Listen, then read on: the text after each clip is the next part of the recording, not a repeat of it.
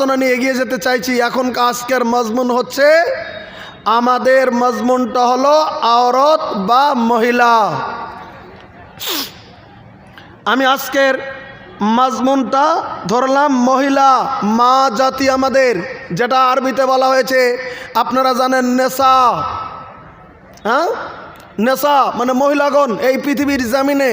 এই সম্পর্কে আমি আপনাদের কাছে দু তিনটি কথা বলবো। একটা কথা আপনারা জবাব দেবেন, মা ছাড়া এই পৃথিবীর মধ্যে, অন্তত আজকের ফিল্ডে যারা আছি, মায়ের পেটে ছাড়া কেউ কি জন্মগ্রহণ করেছি? জোরে বলবেন। আমার কথাটা বুঝতে পারছেন? মা ছাড়া কেউ কি পৃথিবীতে জন্মগ্রহণ করেছি? না, আমরা মার পেট থেকেই জন্মগ্রহণ করেছি। তাহলে ইসলামে মা কি দিয়েছে, মা কত বড় জিনিস, বা মহিলার কি আছে পৃথিবীর জামিনে, সম্মান বা মহিলা কেমন করে চলবে সম্পর্কে দুটি কথা আপনাদের কাছে বলে দিতে চাইছি। আমার ভাইরা, এবার আমার কথাটা ভালো করে বুঝে নেন আপনারা। আল্লাহ রাব্বুল আলামিন বললেন, ওয়া খালাকনাকুম আজওয়াজা।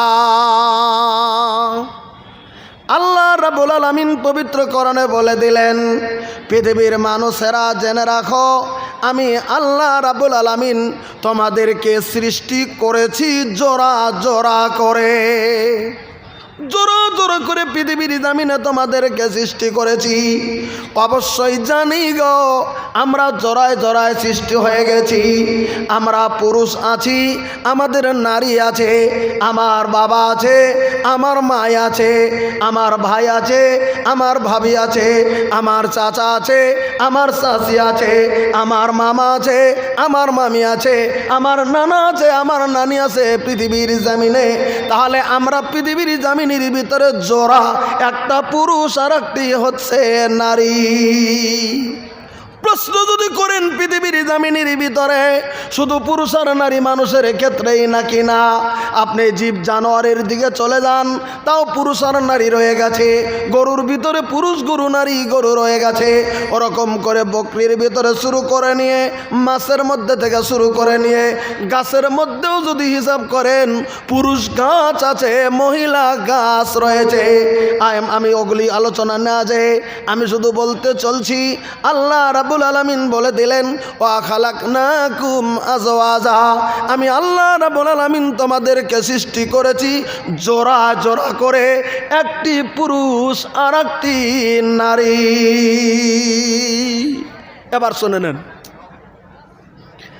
আমার বোনেরা, আমার বেটিরা, তোমরা একটু ধ্যান করে শুনে নাও।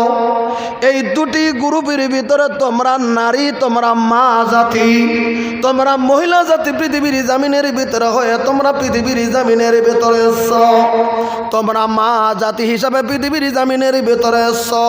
সব শরীয়তের কানুনগুলি আল্লাহ রাব্বুল আলামিন এক করে দিয়েছেন, তবে সামান্য কিছু আল্লাহ রাব্বুল আলামিন মহিলার জন্য আলাদা করে দিয়েছেন। এবার যদি বলেন কি কি আলাদা করেছেন, কোন জিনিসগুলি আল্লাহ রাব্বুল আলামিন আলাদা করে দিলেন, এবার শুনে নেন। আল্লাহ রাব্বুল আলামিন পবিত্র কোরআনে কারিমের ভিতরে বলে দিচ্ছেন, যেমন আমরা পুরুষ মানুষ হাটে যেতে পারি, বাজারে যেতে পারি, সব জায়গায় ঘোরাফেরা করতে পারি, চলতে পারি। আল্লাহ রাব্বুল আলামিন মহিলাদের জন্য কানুন বানিয়ে দিলেন, ওয়াকারনা ফি বুয়ুতিকুন্না।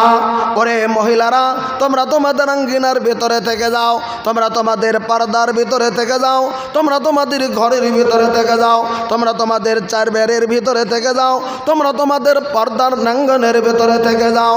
আল্লাহ রাব্বুল আলামিন বললেন, ওয়াকারনা ফি বুয়ুতিকুন্না ওয়ালা তাবাররাজনা। প্রকাশ মানে তোমরা যাবে না, প্রকাশ মানে পৃথিবীর জামিনের ভিতরে তোমরা প্রকাশ মানে যাবে না। তাবাররুজাল জাহিলিয়াতিল উলা, জাহিলিয়াতের যুগের মতো, বেহায়া যুগের মতো, বেশ্যারা যুগের মতো, বেলেহাজির যুগের মতো করে অবশ্যই তোমরা প্রকাশ মানের মধ্যে বেরিয়ে যাবে না। একটা হাদিস আপনাদের কাছে কইছি, যদি কেউ পৃথিবীর জামিনের ভিতরে পর্দাতে থেকে আল্লাহকে ডাকে, ওই লোকটাকে পৃথিবীতে সর্বশ্রেষ্ঠ মহিলার উপর আল্লাহ রাব্বুল আলামিন নবী সাল্লাল্লাহু আলাইহি ওয়াসাল্লাম ঘোষণা করেছেন। একটি হাদিস শোনাচ্ছি, শুনে নেন। আল্লাহ রাব্বুল আলামিন নবী বলে দিলেন, বলে কি, খায়রু নিসাইল আলামিনা আরবা। কথাটা ভালো করে বুঝে নেন। আল্লাহ রাব্বুল আলামিনের নবী বলে দিলেন, হযরত হাওয়া আলাইহিস সালাম থেকে শুরু করে নিয়ে আমাদের এখন পর্যন্ত যত মহিলা পৃথিবীর জমিনের ভিতরে আসছে আর আসবে, যত মহিলা আসছে আর যত মহিলা আসবে, হযরত হাওয়া আলাইহিস সালাম আমাদের প্রথম মহিলা। হযরত হাওয়া আলাইহিস সালাম থেকে আজ পর্যন্ত যত মহিলা এসেছে আর কিয়ামতের দিন পর্যন্ত যত মহিলা আসবে, এই মহিলাদের ভিতরে আল্লাহ রাব্বুল আলামিন বলে দিলেন 4 জন মহিলা সব থেকে উৎকৃষ্ট মহিলা। হযরত হাওয়া আলাইহিস সালাম থেকে আজ পর্যন্ত পৃথিবীর জমিনে 4 জন মহিলাকে আল্লাহ রাব্বুল আলামিনের নবী উৎকৃষ্ট মহিলা বলে ঘোষণা দিয়ে দিলেন। এবার যদি প্রশ্ন করেন কোন কোন মহিলা, 1 নম্বরে নবী সাল্লাল্লাহু আলাইহি ওয়াসাল্লাম বললেন, বলে কি মারিয়াম বিনতু ইমরান। এই পৃথিবীতে সব থেকে যে 4 জন মহিলা উৎকৃষ্ট, তার ভিতরে 1 নম্বর মহিলার কথা নবী সাল্লাল্লাহু আলাইহি ওয়াসাল্লাম ঘোষণা করেছেন, মারিয়াম বিনতু ইমরান। আপনারা জানেন ইসারুল্লাহর মা, যার নাম ছিল হযরত মরিয়ম আলাইহিস সালাম। ইসারুল্লাহর মা, যার নাম হযরত মরিয়ম আলাইহিস সালাম, যেনার বাবার নাম ছিল পৃথিবীর জমিনের ভিতরে ইমরান, যে মরিয়মের মার নাম ছিল হান্না বাহিন্না, ওই যে হান্নার গর্ভে থেকে এই পৃথিবীর জমিনের ভিতরে হযরত মরিয়ম আলাইহিস সালাম জন্মগ্রহণ করেছিলেন। আমার ভাইরা, মা জাতি, কেন আমি মা জাতির কথা বললাম? ইতিহাস যত দেখা যায়, যত বড় বড় কিতাবে ইতিহাস দেখা যায়, জীবনের ইতিহাস দেখা যায়, মায়ের দোয়াটা পৃথিবীর জমিনে আল্লাহ রাব্বুল আলামিন কারেন্টের মতো কবুল করে নিয়েছে, নাই বলবেন কানে? আপনারা জানেন হযরতে মরিয়ম আলাইহিস সালামের মা হযরতে হিন্না যখন পেটের ভিতরে তার সন্তানের আবির্ভাব হয়ে গেছে, তিনি যখন বুঝতে পারলেন আমার পেটের ভিতরে সন্তান চলে এসেছে, আল্লাহ রাব্বুল আলামিনের কাছে তখন বলে দিলেন, মাবুদ গো, আমার পেটের যেটা সন্তান আছে, আমার পেটের ভিতরে যে সন্তানটা আছে, বাচ্চাটা যে আছে, আমার পেটের ভিতরের সন্তানের সম্পর্কে আমি তোমার কাছে বলে দিতে চলছি।